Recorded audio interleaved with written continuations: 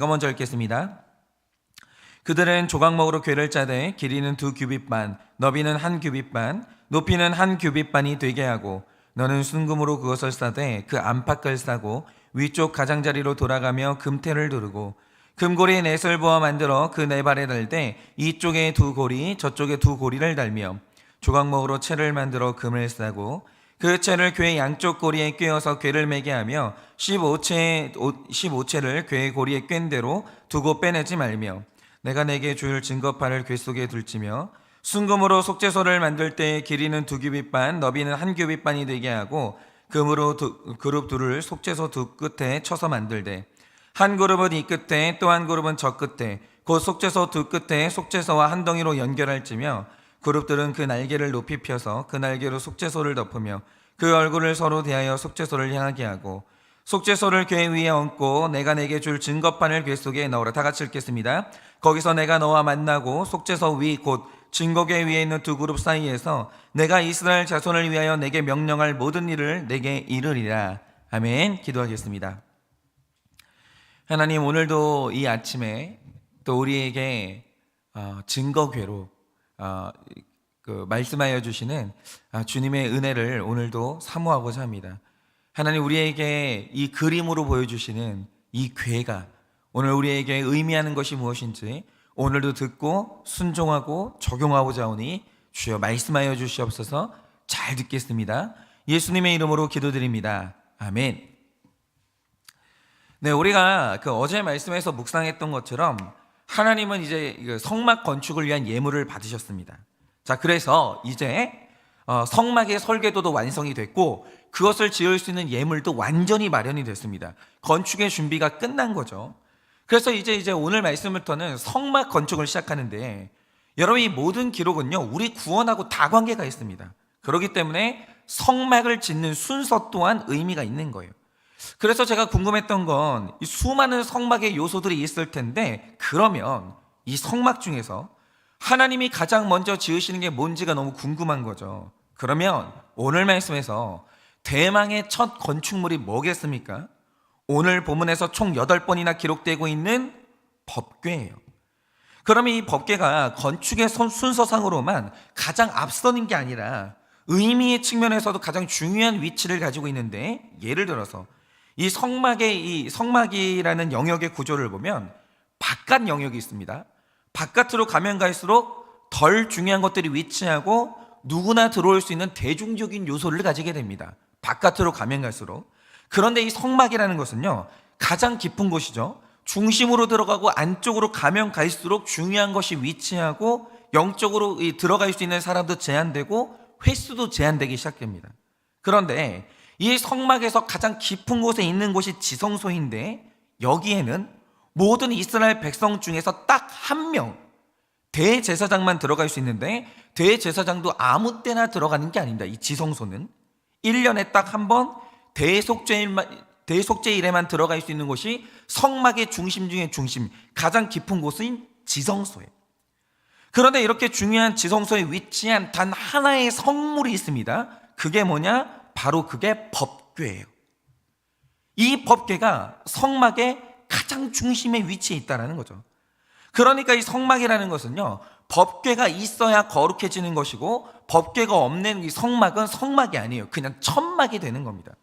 그래서 모든 성막의 성물들 중에서 유독 법궤가 굉장히 중요해요. 그러니까 모든 기물들이 다 있다라고 하죠. 법궤 안, 그러니까 성막 안에 모든 게 다 있어요. 그런데 법궤가 없으면 성막은 아무 의미가 없는 겁니다. 그러면 오늘 말씀에 나오는 이 법궤는 도대체 어떤 의미를 가지고 있는가? 오늘은 이것을 좀 묵상해 보려고 하는데요. 일단 제가 법궤의 사진을 좀 보여드릴게요. 띄워주실 수 있는지 모르겠는데 제가 이제 법궤의 사진을 보여드릴 텐데 이 법궤의 사진이 좀 중요합니다. 이제 법궤의 사진을 보시면 여러분이 지금 인터넷을 보시면 이 법궤에 대한 여러 가지 사진들이 있거든요. 그런데 권위 있는 자료들의 고증에 의하면 여러분이 지금 보시는 법궤의 모양이 가장 원본에 가까운 모양이라고 보시면 됩니다. 네. 여러분이 지금 보시는 모양이 저게 딱 법궤의 모양이에요. 저렇게 생겼어요. 그런데 제가 이 모양을 왜 보여드리냐면 일단 하나님이 제시하신 이 모양 자체가 의미가 있기 때문입니다. 일단 여러분이 오늘 말씀을 보시면 법궤를 만드는 순서가 이런데요. 가장 먼저는 중동의 조각목을 이제 가져옵니다. 그리고 높이 75cm, 전면 가로 길이가 125cm, 측면 폭이 75cm로 이루어진 상자를 만들어요. 나무 상자. 생각보다는 크지 않습니다. 나무 상자를 하나 만듭니다. 그런데 이때 사용된 조각목이 얼마나 튼튼하냐면 이집트에서는요, 이 나무로 파라오의 관을 만들 정도로 이 나무가 튼튼해요. 그러니까 이게 얼마나 내구성이 있는 나무인지는 설득이 되는 거죠. 그리고 이 나무 상자의 바깥면을 얇은 순금으로 싸게 됩니다. 그리고 안쪽 면도 순금으로 싸게 돼요. 이게 10절부터 14절까지 말씀이고요. 이 상자가 마련이 되면 16절 말씀대로 이 상자에 10계명이 쓰여진 2개의 돌판을 넣습니다.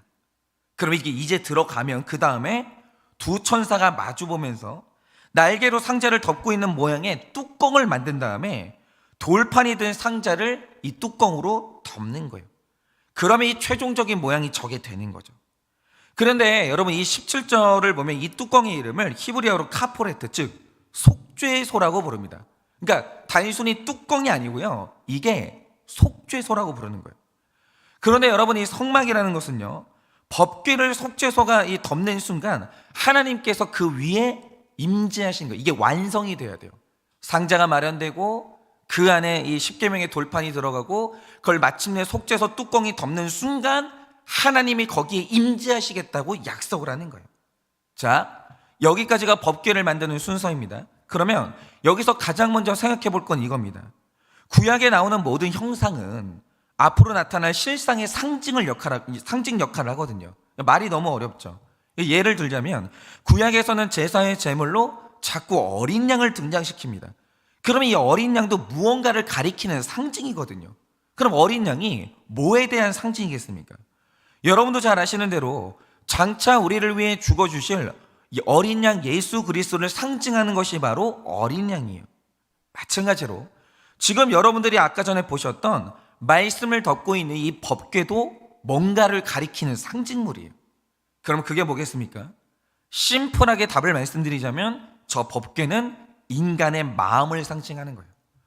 앞으로 신약시대가 이제 열리게 되면 영적인 세계 모든 것들을 하나님께서 어디에 담으시냐? 인간의 마음으로 전부 집어넣기 시작해요.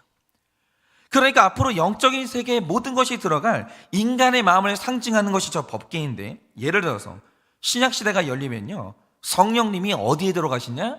인간의 마음 안으로 들어가세요. 원래는 법궤 위에 임재해 있던 하나님의 영광이 인간의 마음으로 들어가시는 거예요.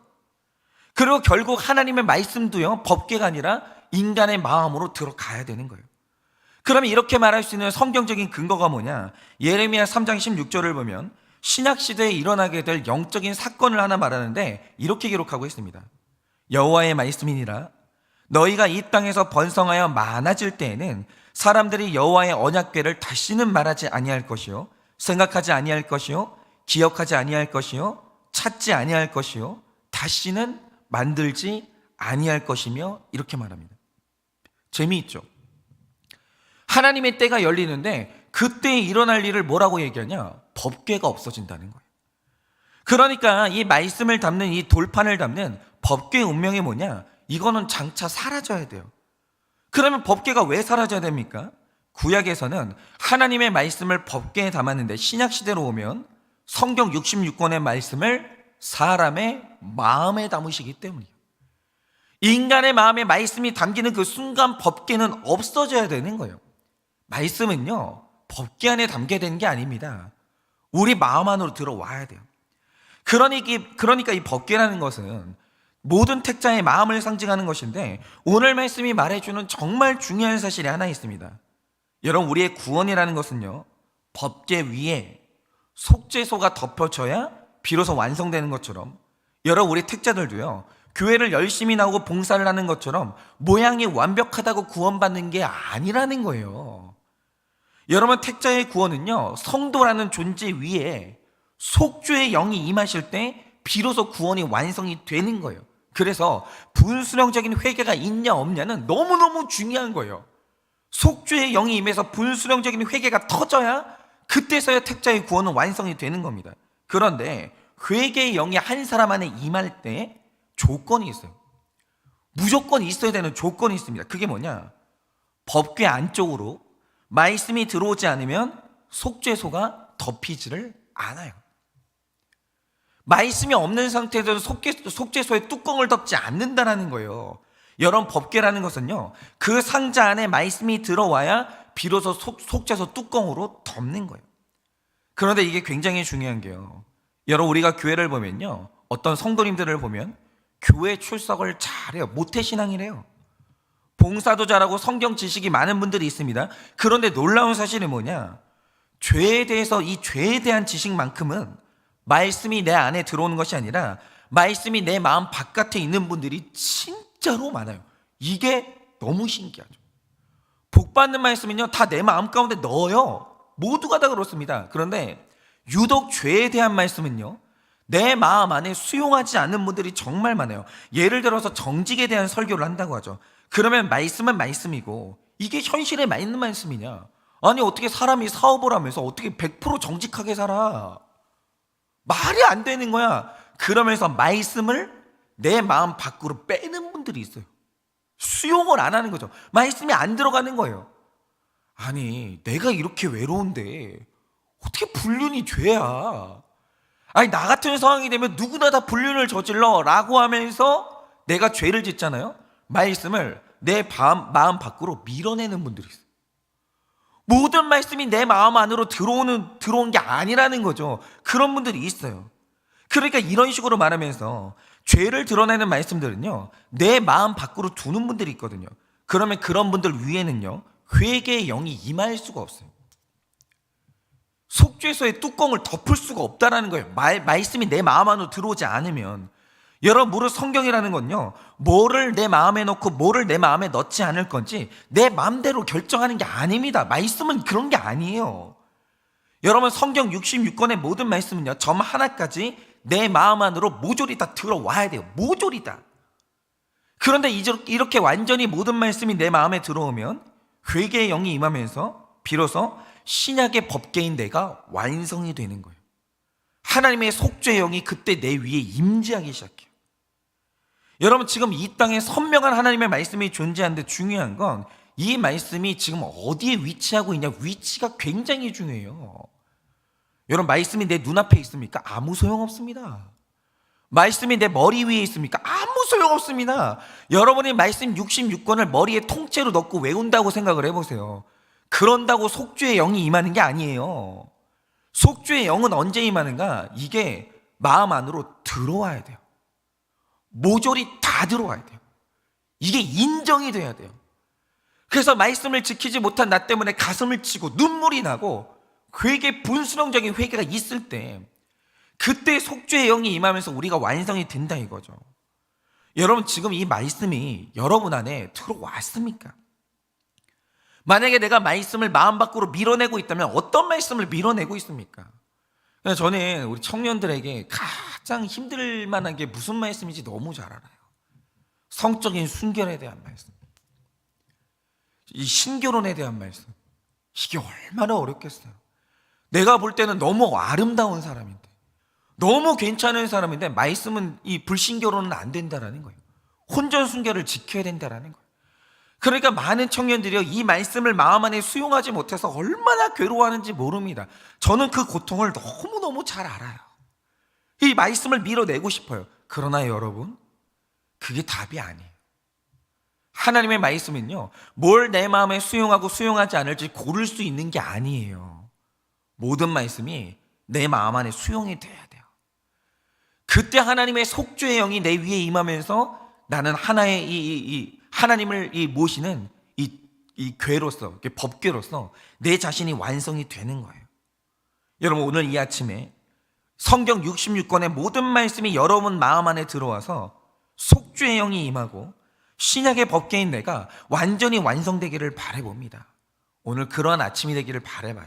그리고 두 번째로, 여러분이 오늘 말씀을 보면 법궤 안에 16전의 말씀처럼 증거판이라는 말씀의 돌판이 들어옵니다. 그런데 여러분, 이 말씀의 돌판이요, 이 법궤 안에 들어올 때는 어마어마한 배경이 있어요. 그게 뭐냐? 신명기 10장 1절에 이런 기록이 있습니다. 그때 여호와께서 이르시기를 너는 처음과 같은 두 돌판을 다듬어 가지고 산에 올라 내게로 나오고 또 나무 궤 하나를 만들라라고 하십니다. 그러니까 오늘 나무 궤, 돌판을 담는 나무 궤를 만드는 배경이 이거예요. 그냥 만들어진 게 아니라 너는 처음과 같은 돌판을 다듬어 가지고 산에 올라 내게로 나오고 나무 궤 하나를 만들어라 이러십니다. 그러니까 여러분 이 신명기 말씀을 가만히 보면요, 법궤 안에 들어가는 증거판이 아주 중요한 특징이 있어요. 그게 뭐냐? 이게 지금 첫 번째 판이 아니라 두 번째 판이에요. 여러분이 지금 오늘 말씀에 나오는 이 이 법궤에 들어가는 돌판이요, 첫 번째 돌판이 아니라는 거예요. 두 번째 돌판이에요. 분명히 기록되어 있습니다. 여기가 중요한데요, 여러분 지금 처음과 같은 두 돌판이라고 하면 이 말 뜻이 뭐겠습니까? 지금 만드는 게 두 번째고 원래는 첫 번째 돌판이 있었다는 거예요. 그러면 우리가 질문이 이거죠. 그러면 처음 만들었던 돌판은 어떻게 됐는데요? 이게 굉장히 중요한 영적인 사실을 우리에게 알려주는데, 자, 여러분들이 다 아시겠지만 첫 번째 돌판은 완전히 산산조각이 났어요. 하나님이 모세에게 시내산에서 40일에 걸쳐서 말씀을 써주시고 첫 번째 영광스러운 돌판을 주셨거든요. 근데 그게 지금 세상에 없어요. 완전 조각이 났습니다. 왜죠? 이게 배경인데, 광야 1세대가 출애굽한 지 3달이 지났을 때요, 이걸 굳이 비유하자면 하나님과 이스라엘이 결혼한 지 3달 된 신혼부부일 상태일 때가 됐어요. 그럼 여러분, 신혼부부가 결혼하고 3달째면 가장 좋을 때잖아요. 그런데 신랑인 하나님은요, 이걸로도 부족한 거예요. 그래서 하나님이 하신 게 뭐냐? 그냥 우리끼리 좋다고 끝낼 게 아니라 우리 관계가 법적으로 묶이도록 법적으로 혼인신고서를 쓰자 이러십니다. 그게 뭐냐? 이 십계명. 혼인신고서를 쓰고 법적으로도 너와 내가 완전히 묶여버리자 이럽니다. 그래서 첫 번째 혼인신고서의 규칙이 뭡니까? 너는 나 외에 다른 신을 사랑하지 말라 이거예요. 얼마나 좋았으면 그랬겠습니까? 우리가 결혼했는데 첫 번째 규칙이 뭐냐? 너도 나 외에 다른 사람 사랑하지 말고 나도 너 외에 다른 사람 사랑하지 않을게. 이게 첫 계명의, 이 십계명의 첫 계명이에요. 그런데 법적으로 혼인신고를 한다는 말의 뜻이 뭐냐면 이 혼인관계를 깼을 때 어떤 법적인 처벌도 받겠다 이 뜻입니다. 그래서 이 혼인신고서를 쓰려고 모세가 잠시 집을 비웠어요. 하나님하고 모세하고 시내산에서 40일 동안 이 혼인신고서를 쓰기 시작하는 거죠. 그러니까 신랑이요, 너무 설레는 마음으로 혼인신고 문서에 사인을 하고 있을 때, 그런데 그때 집에 있던 신부 이스라엘 백성들이 충격적인 행동을 합니다. 뭐죠? 그 잠깐 사이에 다른 남자를 침실로 끌어들여 가지고 간음을 한 거예요. 이게 이스라엘 백성들이 첫 번째 혼인신고서 첫 돌판을 받을 때 하나님께 했던 짓이에요. 신랑은 너무 설레는 마음에 혼인신고서를 쓰고 있는데 남편이 없는 그 신혼의 때 아내는 다른 남자를 침실로 끌어들인 거예요. 그러니까 우리가 알고 있듯이 이 십계명을 받던 그날 산 밑에서 이스라엘 백성들이 뭐 했냐면 금송아지를 만들어서 우상과 음행을 하기 시작합니다. 그런데 간음의 현장을 딱 들킨 신부처럼 모세가 영적 간음의 현장을 목격해버렸어요. 그때 모세가 했던 행동이 뭡니까? 돌판에 새긴 처음 혼인 서약서 있죠, 십계명, 이거를 땅에 던져가지고 산산조각을 내버려요. 완전히 조각냅니다. 그런데 이 조각을 낸다는 게 뭘 뜻하냐면 너와 나 사이는 끝났어, 이걸 시각적으로 보여주는 게 이 행동이에요. 우린 완전히 끝났어. 이걸 보여주려고 땅바닥에 돌판을 던져가지고 산산조각을 낸 거예요. 그리고 나서 하나님이 하신 말씀이 뭐냐? 내가 이 민족을 싹 다 죽여버리고 모세 너와 다른 민족을 택한 다음에 다시 시작하겠다는 거예요. 그런데 여러분, 이 말씀이 잘못됐습니까? 아니죠. 지금 하나님이 흥분해서 이 말씀을 하는 게 아니고요, 하나님이 이들과 법적으로 혼인했기 때문에 법을 신부가 어겼거든요. 그러면 법을 어긴 신부를 이 처벌하는 건 합법이고 정의예요. 여러분, 이때 이혼은요 합법이었습니다. 법을 어겼거든요. 여러분, 만약 하나님과 우리 사이에서 흐르는 법이 옳고 그름의 법이었다면 하나님은 이스라엘과 파혼하는 게 정당해요. 그러니까 모든 조건이 하나님한테 유리해요. 그런데 놀라운 반전이 일어납니다. 그게 뭐냐? 9장 19절 이하를 보면 모세가 하나님께 중보 기도를 하기 시작해요. 지금 이스라엘 백성들이요, 하나님께 버림받기 일보 직전입니다. 그런데 그때 모세가 하나님의 바지춤을 붙잡고 기도를 시작해요. 그런데 중보 기도의 내용이 뭐냐? 그냥 심플하게 말해서 한 번만 봐주세요, 이거예요. 하나님, 내가 진짜 큰 죄를 지은 거 맞고 하나님께 버림받아 마땅한 게 맞는데 하나님 한 번만 봐주세요, 그래요. 그런데 옳고 그름의 관점에서 보면 이거 잘못된 기도예요. 아니, 바람 피워놓고 어떻게 이걸 봐달라고 그래요? 여러분, 옳고 그름의 관점에서 보면요, 그거 죽어야 돼요. 이혼 당해야 돼요. 아니, 어떻게 뻔뻔하게 죄를 지어놓고 한 번만 봐달라고 그래요? 너무 뻔뻔한 거 아닙니까? 그런데 놀라운 사실이 뭐냐? 모세가 한 번만 봐달라고 애걸복걸을 하거든요. 하나님이요, 봐줘요. 그게 하나님이요. 이상하죠? 원래 하나님은 너무 거룩하신 분이기 때문에 이렇게 죄를 저질렀어요. 법을 어겼어요. 죽여 마땅하잖아요. 모세가 너무 뻔뻔한 거예요. 한 번만 봐달래요. 근데 하나님이 하시는 행동이 뭐냐? 그래? 봐줘요. 그 엄청난 죄를 있잖아요. 봐줘요. 그리고 오늘 일어난 일이 뭡니까? 하나님께서 그래, 봐줄 테니까 두 번째 돌판 가져, 두 번째 혼인신고서 쓰자, 이러는 거예요. 여러분, 이게 뭐죠? 지금 하나님께서 바람난 신부와 두 번째 혼인신고서를 쓰겠다라고 하시는 거예요. 그러니까 하나님과 모세 사이에 일어난 이 일은 굉장히 중요한 의미를 가지는데요. 그게 뭐냐? 하나님과 우리 사이에 흐르는 법이 옳고 그름의 법이 아니라는 거예요. 여러분, 하나님께서 우리에게 율법을 주셨는데 이 율법의 목적이 뭡니까? 이 법을 못 지키는 이 그릇 놈을 찾아내서 벌 주고 지옥 보내려고 이 법을 세우신 게 아니라는 거예요. 여러분, 이 법은 뭐냐면 선과 악을 분별한 다음에 나한테 한마디만 하라는 거예요. 그게 뭐냐? 잘못했으니까 한 번만 봐달라는 거예요. 하나님이 그거 원하시는 거예요. 네가 죄가 뭔지 아닌지를 분별한 다음에 죄를 지었다, 그러면 나한테 딱 한마디만 하라는 거예요. 잘못했으니까 봐달라는 거예요. 하나님, 내가 100% 잘못했으니까 한 번만 봐달라는 거예요. 여러분, 하나님이 원하시는 기도는 뭐냐면 하나님, 제가 잘못했습니다, 혀 깨물고 죽겠습니다, 이게 아니에요. 왜 그렇게 하나님의 마음을 모르세요? 하나님의 마음은요, 하나님, 제가 자격도 없습니다, 저는 오늘부로 교회를 떠나서 내 죄를 속죄하겠습니다, 이게 아니에요. 하나님이 원하시는 기도는 뭐냐? 하나님, 제가 100% 잘못했습니다, 한 번만 봐주세요, 이거예요. 구원받으라고 이 법을 주신 거예요. 율법은요, 옳고 그름이 아니라 구원의 법이에요. 너 한마디만 해. 잘못했으니까 봐달라고 해. 용서해달라고 해. 그럼 용서해 줄게. 이걸 원하시는 겁니다. 이게 바로 이 두 번째 돌판의 의미예요. 여러분, 한번 생각해보자 이거죠. 하나님께서 봐달라는 이 모세의 기도를 듣고 이 두 번째 돌판을 주십니다. 그런데 보세요. 이스라엘 백성들이 세 번째 간음을 했어요. 그러면 하나님께서 어떻게 하실까요? 두 번째 돌판을 깨버리고 세 번째 돌판을 다시 쓰는 하나님. 그게 하나님이에요. 야, 내가 한 번을 봐줬는데 세 번째도 봐달라고? 아니야, 넌 죽었어, 이게 아니에요. 두 번째로 또 배신을 하잖아요.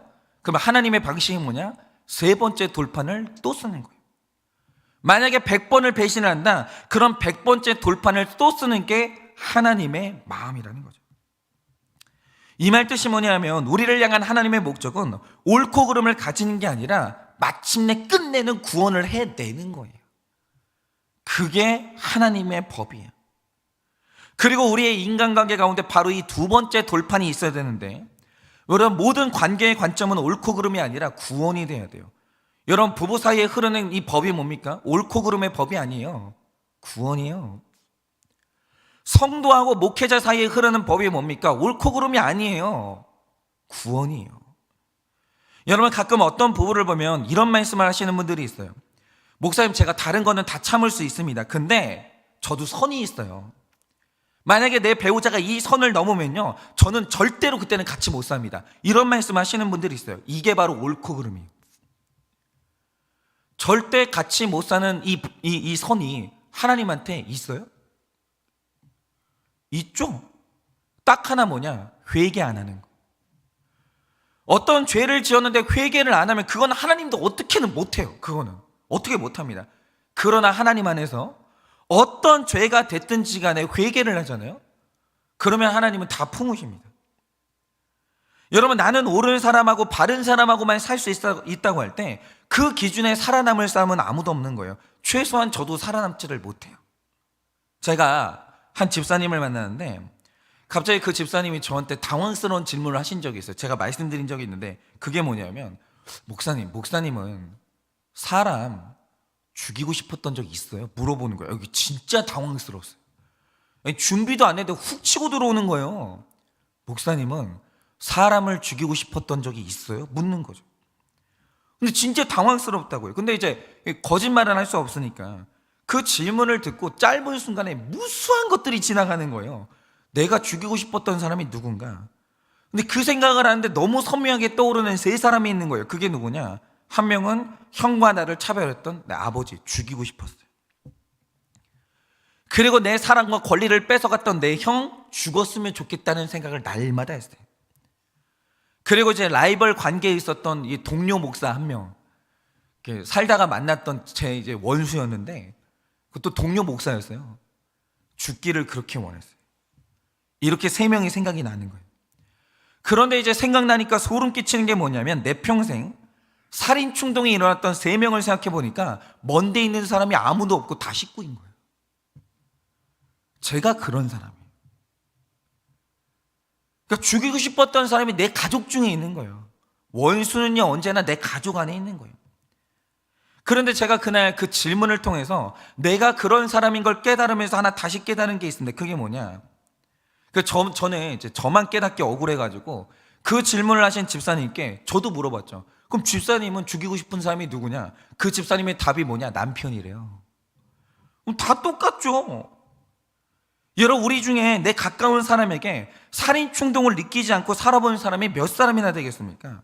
다른 사람은 모르겠고, 혈육을 살인하는 죄가 옳고 그름의 법에서 용서를 받을 수 있는 사람이냐, 이거죠. 아니죠. 그런데 오늘도 하나님이 저를 살려주셨어요. 그래서 제가 조금이나가 변했어요. 이 이유가 뭐냐? 이런 죄인인 나를 향한 하나님의 법이 옳고 그름의 법이 아니라 하나님의 목적은 딱 하나밖에 없어요. 박현성이라는 저 죄인이 구원받는 것. 그거 할 수 있다면 하나님은 100번도 용서하고 1000번도 용서해요. 그게 하나님의 법이에요. 그래서 제가 살면서 죄를 얼마나 많이 지었겠어요. 수도 없이 지었어요. 근데 제가 그때마다 했던 이 기도가 뭔지 아십니까? 하나님, 한 번만 봐주세요. 말이 한 번이죠. 한 번만 봐달라는 기도를 1000번이 넘게 했어요, 제가. 근데 그때마다 하나님이 저를 봐주셨어요. 어머니와 아버지가 저를 봐주셨고, 제 아내가 그때마다 저를 봐줬어요. 그래서 오늘 제가 여기 있는 거예요. 여러분, 우리 배우자나 자녀나 내 교우나 심지어 내가 믿고 따르는 인간 목사도 내가 줬던 사랑과 믿음의 돌판을요, 다 깹니다.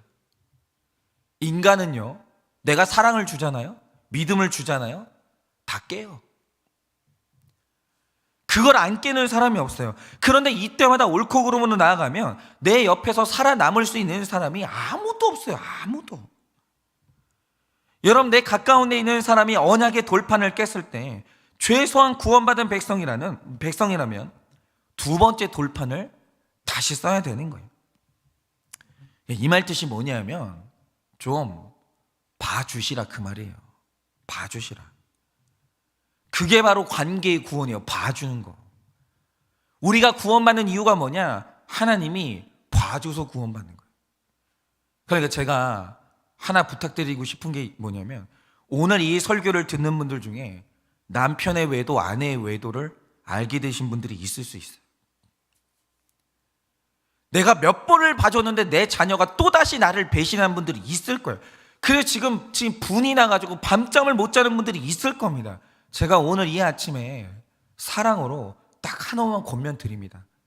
한 번만 봐주세요.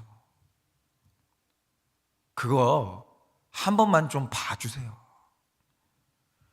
여러분의 남편이 내가 준 사랑과 믿음의 돌판을 깼습니까? 봐주세요. 자녀가 내 기대의 돌판을 깼습니까? 거짓말을 했습니까? 봐주세요. 내 교우가 인간 목사가 또 배신을 했습니까? 또 나를 실망시켰습니까? 여러분, 한 번만 봐주세요. 왜냐하면 내가 받은 구원의 가장 원리가 뭐냐면 하나님의 봐주심이기 때문이에요. 여러분, 오늘 하루 내가 봐줘야 될 사람 누굽니까? 오늘 옳고 그름이 아니라 아무리 화가 날지라도 정말 복수하고 관계를 끊어버리고 싶지만 오늘 이 구원의 관점으로 한번 그 봐주는 적용을 하셔서 여러분의 영혼뿐만이 아니라 관계 또한 구원받기를 예수님의 이름으로 축복을 드립니다. 오늘 수요일이니까 적용 질문 드립니다. 지금 말씀이 마음 안에 있습니까? 마음 밖에 있습니까? 지금 말씀이 마음 안에 있습니까? 마음 밖에 있습니까? 마음 밖으로 밀어내고 있는 말씀이 무엇입니까? 오늘도 얼마나 힘들겠어요. 막 미운 사람 있는데 한번 봐달라고 하니까 얼마나 밀어내고 싶겠어요. 기도할게요. 아침에 힘든 분들이 있으면. 마음 밖으로 밀어내고 있는 말씀은 무엇입니까? 구체적으로 나누어 보시고요. 하나님이 주신 언약의 돌판을 깬 적이 있으십니까? 하나님이 주신 언약의 돌판을 깬 적이 있으십니까? 내가 두 번째 돌판을 받은 용서의 순간이 있으십니까? 두 번째 돌판을 받은 용서의 순간이 있으십니까? 그리고 오늘 적용 질문에 미처 쓰지 못했는데 하나만 더 여쭐게요. 오늘 내가 봐줘야 될 사람 누굽니까? 오늘 내가 침 한번 꿀꺽 삼키고 사랑하는 예수님 때문에 봐줘야 될 사람 누굽니까? 봐주시라고 강요는 할 수 없고 그럴 수 있는 은혜가 임하기를 바라봅니다. 자, 기도하고 축도함으로 마치겠습니다. 기도하겠습니다. 사랑하는 주님, 주님 뜻대로 살기 참 어렵습니다. 그러나 주님, 우리가 구원받아야 하기에 하나님의 사람으로 나의 성화가 완성이 돼야 하기에 오늘 하나님 앞에 간절히 소원합니다. 주님, 내 마음은 이미 마련이 되는데 이 마음에 하나님의 모든 말씀이 다 들어오기를 원합니다. 그래서 내 위에 속죄의 영이 임하고 나 또한 분수령적인 회개를 함으로 말미암아 주님 앞에 구원이 완성되기를 원합니다. 하나님, 그런데 내 마음 가운데 들어온 이 돌판이 어떤 돌판입니까? 내가 한번 주님을 배신했지만 주님이 나를 용서해 주심으로 말미암아 두 번째로 넣어주신 두 번째 돌판입니다. 하나님, 우리 중에 첫 번째 돌판을 가진 사람이 누가 있습니까? 우리가 다 하나님 앞에 믿음을 깼고 사랑을 깼고 그래서 주님 앞에 용서받은 두 번째 돌판을 받은 그런 죄인들이 아니겠습니까? 하나님이 우리를 한번 봐주셔서 오늘도 우리가 살고 있으니 오늘 나 또한 나에게 죄를 짓고 내 믿음을 깨버린 그 사람을 한번 봐주어서 우리의 관계 또한 구원받기를 간절히 원하오니 주여 오늘도 그런 이 관용의 마음을 허락하여 주시옵소서. 한번 크게 봐줄 수 있는 용서의 마음이 우리 가운데 임할 수 있도록 주님이 은혜를 허락하여 주시옵소서. 지금은 우리 주 예수 그리스도의 은혜와 하나님 아버지의 그 크신 사랑과 성령님의 위로하시고 교통하여 주시는 그 역사하심이 하나님께 용서받아 두 번째 돌판으로 살아가는 우리 또한 남을 용서하여 한번 봐주기를 원하는 하나님 앞에 완성된 법궤로 서기를 원하는 우리 모든 성도님들의 머리 위에 지금으로부터 영원 무궁토록 함께 있을지어다. 아멘.